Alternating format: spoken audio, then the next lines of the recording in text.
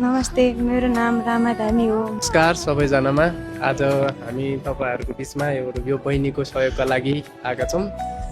बहिनीलाई चाहिँ ब्रेन ट्युमरका कारण धनगढीमा उपचार सम्भव नभएर टिचिङ पठायो। टिचिङबाट त्यहाँ पनि नभएर अहिले चाहिँ हामी अन्नपूर्ण न्युरो हस्पिटलमा आएका छौँ र उपचारको लागि आर्थिक अवस्था एकदम दयनीय र एकदम कम, घरको पारिवारिक स्थिति कमजोर भएको कारणले हामी चाहिँ यहाँ बहिनीलाई यहाँ लिएर आएको र उपचारको लागि पैसा चाहिँ अब अभावको कारणले गर्दाखेरि चाहिँ हाम्रो बहिनीलाई उपचारको लागि हजुरहरूले कोले यहाँ भिडियो हेर्नु भएको छ, कोले देखिरहनु भएको छ, यसको लागि हामीले आर्थिक सहयोगका लागि तपाईँहरूसँग हामीले विनम्र अनुरोध गरेका छौँ।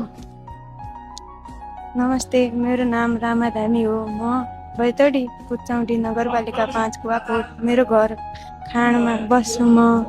मेरो आर्थिक अवस्था कमजोरी छ घरमा। दाजु एउटा दाइ थियो, दाइ 4 साल बित्नुभयो। मेरो लागि दाजुभाइ दिदीबहिनी सबैले सहयोग गरिदिनु पर्यो। मेरो टाउकोमा बिमर ट्युमर देखाएका छन्, अपरेसन भोलि हुँदैछ। सबैजनाले सहयोग गरिदिनु पर्यो मलाई। नमस्कार। नमस्ते, मेरो नाम चाहिँ कमला बोहरा हो। उहाँ चाहिँ मेरो सानी मम्मी हुन्। उहाँलाई चाहिँ टाउकोमा ब्रेन ट्युमर देखाएको कारणले उहाँको घरको आर्थिक अवस्था नाजुक भएकाले हजुरहरूको लागि हजुर